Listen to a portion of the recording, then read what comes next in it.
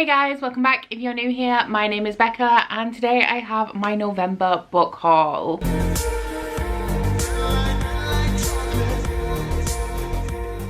So these are all of the books that I have acquired in the month of November. As usual, I will be splitting them down into sections of where I have acquired them from. This month we have 4 arcs, 6 books that were gifted to me, 1 book I bought new, 1 book I bought secondhand, and 4 subscription box books. And I'm just going to crack on and get started with this, kicking off with the arcs that I have because a few are on NetGalley, and if I don't talk about them at the beginning, I will forget to. So the first one I have is the only physical arc, and that is The Mask Fallen by Samantha Shannon. This was kindly sent to me by Bloomsbury. Thank you so much, Bloomsbury, for sending this to me. This is one of my most anticipated releases of 2021. The release date on this is the 26th of January, so I think I will be reading it at the beginning of January. This is the 4th installment in the Bone Season series. It is set in a futuristic dystopian version of London where it is illegal to be a clairvoyant. Now, of course, our main character Paige is indeed clairvoyant. She is the militia for one of the most influential crime gangs in London. One day when she is on a train on her way to visit her father, she is caught using her abilities and captured and taken away to a place that completely throws open the world of this and introduces some interesting elements. This book has been a long time coming. We thought we would get it in 2020. We didn't, but we are finally getting it in 2021 and I'm so excited to have an advanced copy of this. I think I'm gonna really love it. I've heard it's gonna hurt me, but I expect nothing less from this and Samantha Shannon, so regardless, I'm very excited to get into it. I also have 3 NetGalley arcs that I will go through in order of publication. The first one is Captive of Wolves by Eva Chase. This one was brought to my attention by Tracy. Thank you so much, Tracy, for putting this on my radar. I believe it is a self-published fantasy romance book and it follows a girl who has been held captive by the people who brutalized and murdered her family. One day, 4 very attractive Fey wolf shifters turn up to rescue her. However, they also keep her in captivity because there is something that they want from her. You guys know me, I love my fantasy romance. I've been delving into a lot of self-published fantasy romance this year and I'm excited to give this one a try. The release date for this one is the 6th of December, so I am hoping to get this on my December TBR. The next one we have is The Ravens by Kira Cass and Danielle Page. I do not know too much about this. The cover drew me in when I was searching through NetGalley, and when I started to read the synopsis I found out that this is about a sorority of witches. I could not resist trying out a book that is about a sorority of witches. I really hope I enjoy this one, and the release date is the 6th of January, so once again I will be trying to get this into my December TBR. The final one of my NetGalley arcs is one that I stumbled upon on NetGalley and I was very surprised. I did not know that this was being released. This one is Beneath the Keep by Erica Johansson and it is a prequel to the Tailing series. The Tailing series follows a young queen. However, she has been kept in hiding for the majority of her life because her mother was assassinated, but before her mother died she did worry that her daughter would be assassinated, so sent her away to be raised in the countryside away from the kingdom, so she was away from assassins and also corruption. So the story starts off where she has just come of age and is about to reclaim her kingdom, where her uncle is sitting as regent. Her uncle has become, or has always been, very corrupt and he does not want to let go of his regency, and she also very quickly finds out that to keep the peace between a very powerful neighbouring country, her uncle has been sanctioning the transport of the people of the kingdom as slaves to the neighbouring country, which the main character just puts a stop to straight away, which immediately puts her at threat from this other country that has a very powerful evil sorceress queen. I really love the Tailing series. The ending is extremely polarizing. I personally really liked it. I thought it was very fitting for the series. This series also has a sci-fi twist that I did not expect going into it and pretty much blew my mind. I'm just really surprised. I had no idea that there was a prequel being released in this world until I stumbled across the arc on NetGalley. So it is safe to say that I am very excited to read this one, and the release date is the 11th of February, so I aim to be reading this in January. Next up, we will go through the books that I have been gifted, starting off with one that is a book but not one that I will be reading. I normally haul one of these every year when I get it, but this is is my 2021 planner. This one is the CEO of My Own Life planner by Ella Iconic. Previously, I have had happy planners. However, since I've become self-employed and my lifestyle and my schedule has changed a little bit, I needed a little bit of a change of planner. So I've gone with this one because it is a daily planner. You can break your day down by hour. You can also section everything off every single day between business, personal, health, and family. But this planner has honestly just blown my mind while I've been looking through it. It has so many sections that I have never had in a planner before. It has monthly habit and goal trackers. It has a yearly habit and goal tracker. There's also a page for books you would like to read throughout the year. There's a section at the beginning to set up your yearly goals, and then a section to reflect on them at the end to see what you achieved. You also have a monthly finance tracker. Honestly, would recommend you check this out if you are looking for a daily planner. They also do a weekly version as well if weekly planning is more your style, and I will put the link to the Ella Iconic website down in my description box if you would like to check this out. It's a very buttery soft leather. It feels amazing, it looks amazing, and I've already been through and filled in like a little bit of my video schedule and the release dates of all of the arcs, but I'm very excited for January to begin so I can start with this. I always get really excited about my planner, and this one was a gift from Curtis for our anniversary. Every year he buys me my planner for the following year, and honestly I think that this one is the best one yet. I'm just so excited to start planning. Curtis also got me a little something else for our anniversary, and that is Good Morning, Good Night, Little Pep Talks from Me and You by Lin-Manuel Miranda, illustrated by Johnny Sun. So this is just a book of little poems. The idea is that you read one every morning and every night. I'll just show you one of the pages. So you have a morning one here and a night one here. And if you guys are familiar with Lin-Manuel Miranda, you will be able to recognize his voice in the verses. I have also spent an Audible credit on the audiobook of this because it is narrated by Lin-Manuel Miranda. Anything that is poetry or verse or anything similar, I do like to listen to the audiobook because personally I'm not a huge fan of poetry, and I do think that audiobooks really help me with the flow. I've listened to a little bit of this morning, and honestly I just adore Lin-Manuel Miranda. I think he's adorable and also an incredibly talented man. I believe that Johnny Sun, who illustrated this, is the author of Is It Everyone's an Alien When You're an Alien Too, which is a book that I have not read, but I've seen quite a few people on BookTube read it and really enjoy it. So yeah, this is just a cute little uplifting, heartwarming thing, and I'm really glad that I have it, and I've enjoyed my experience of reading this so far. The lovely Rebecca sent me a book that she was unhauling, and that is Broken Throne by Victoria Aveyard. Thank you so much, Rebecca, for sending this to me. This is a collection of short stories that are set in the Red Queen world. Red Queen is one of my favorite series, and honestly I should have read this last year and I just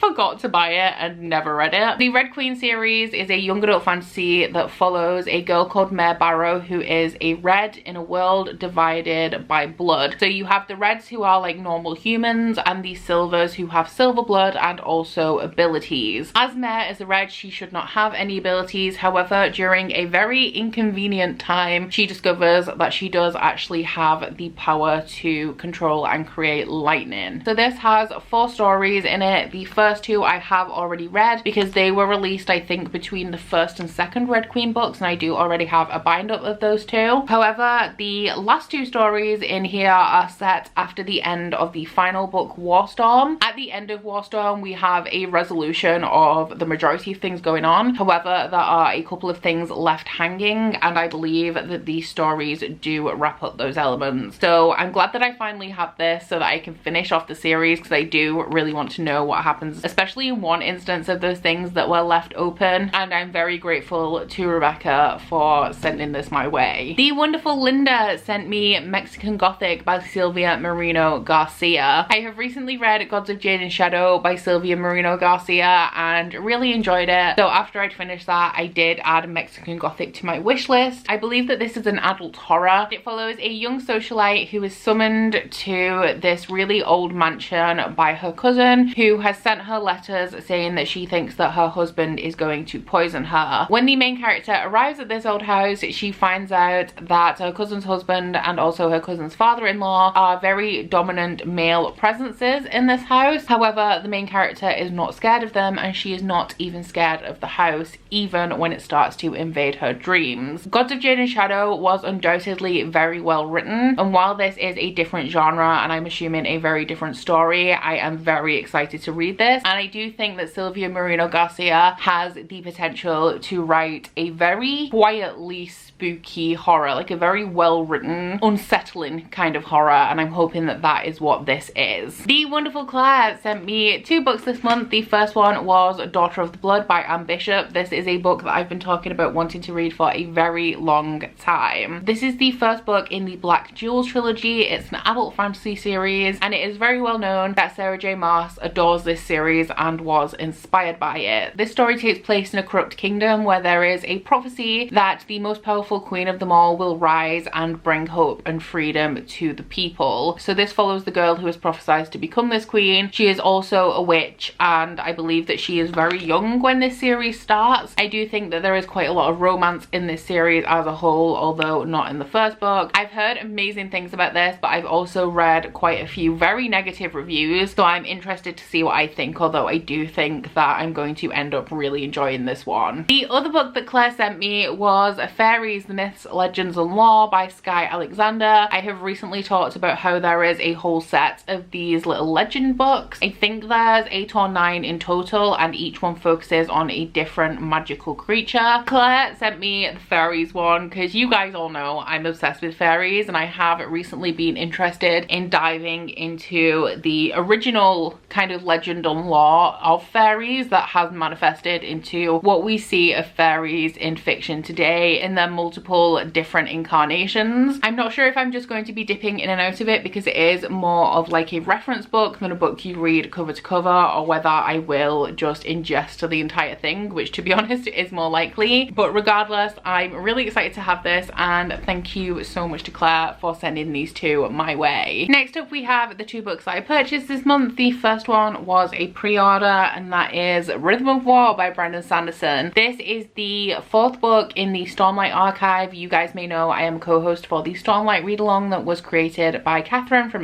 Catherine Reads, and we are currently reading all of the books released in the Stormlight archive so far, ending with Rhythm of War, which has just been released. So the Stormlight archive is an adult epic high fantasy series that is set in Brandon Sanderson's Cosmere. It takes place in this world that is ravaged by storms, and there is a historical legendary order of knights that are now rising up again to fight off the apocalypse and something which is called a desolation, which has happened in the past. Everyone thought that there would never be another desolation, however one does seem to be happening again, and because of this imminent desolation, the Knights Radiant have had to rise up again to fight it. I've currently read 2 books in this series, really enjoying it so far, really excited to see where Oathbringer and Rhythm of War takes it, because this is like 1,200-ish pages, I think. Yeah, it's just over 1,200 pages. Every book in this series is so big and so expansive, so it is packed full of things happening and things developing. So even though I've only read 2 books, and even though I only have 2 books, a whole lot of stuff has happened so far, and I know that there is a whole ton of stuff to come. So I'm really excited where book 3 and 4 take this series. The one that I picked up secondhand I bought because I wanted another book. I put the other book in my basket. It said if I picked up a second book I would get 20% off that book. However, the one that I got 20% off that I only added for the 20% off arrived, and the original one never did. So the one that arrived is Fool's Errand by Robin Hobb. The book that I put in my basket first was Mad Ship by Robin Hobb, which I'm currently reading. That just didn't arrive. They've issued me a refund, and I can't find another copy for a reasonable price on eBay with the covers that I'm collecting. And then, as you guys know, I have been collecting the small trade paperbacks of these, and this one is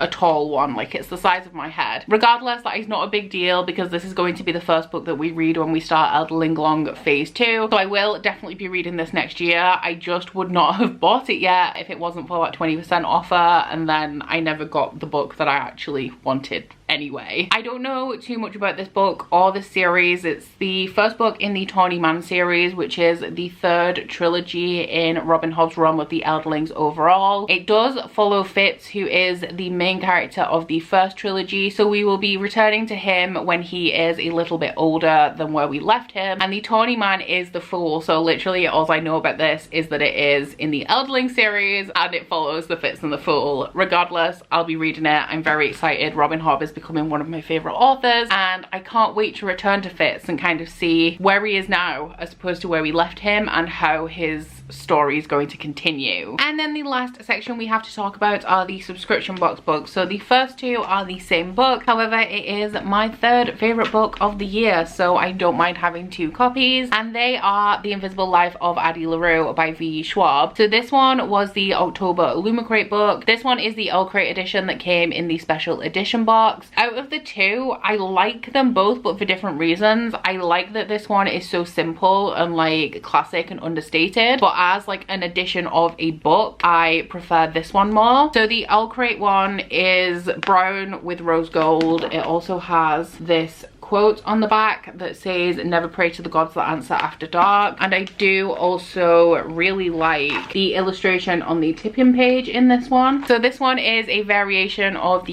US cover. This one is a variation of the UK cover. So it is black and silver as opposed to blue. It has graphite coloured sprayed edges. Under the dust jacket we have Luke and Addie. I believe that the standard UK editions just have one or the other. And then this is also once again signed by the author. So I do absolutely love both of these editions. This book follows a girl called Addie LaRue, who in the 17th century makes a deal with the devil so that she can escape her life. Her deal is that she will live forever. However, the consequence of this is that everybody that she ever meets will forget her. She won't be able to make any impression on the world. She can't write, she can't draw, she can't sign things, so it is a very lonely existence for her. And there are two timelines in this book. One is the 1700s and Addie going through life kind of from the beginning, and the other one is in 2014 where Addie has met a man called Henry who works in a bookstore, who is the first person to ever remember her. Really love this story. Very happy to have two absolutely stunning editions of this, and these have pride of place on my new bookshelf. The next one is probably the most beautiful subscription box book that I have ever had, and that is the Fairy Loot edition of Kingdom of the Wicked by Kerry Maniscalco. I have also read this one because I had an arc on NetGalley. It is a young adult fantasy. It's the first book in a new series, and it follows a girl called Amelia whose twin sister is murdered. Amelia is desperate to get to the bottom of who murdered her sister and also take her revenge. So she dabbles in dark magics and summons one of the princes of hell, which is Wrath, who claims that he is on her side. However, Amelia has been brought up believing that the princes of hell are deplorable and evil, so she has a difficult time trusting him, even though he may be the only person who can help her in her mission. This book is set in Italy, and Amelia's family own a trattoria. There's a lot of talk of food in here. It's a beautiful atmospheric lush setting, and I really enjoyed this one. The Fairy Loot edition is like a pinky silvery colour as opposed to gold. We also have my favourite thing, which is these beautiful stenciled edges. The letter to the author came on this print of Prince Wrath, and then we also have Wrath under the dust jacket and this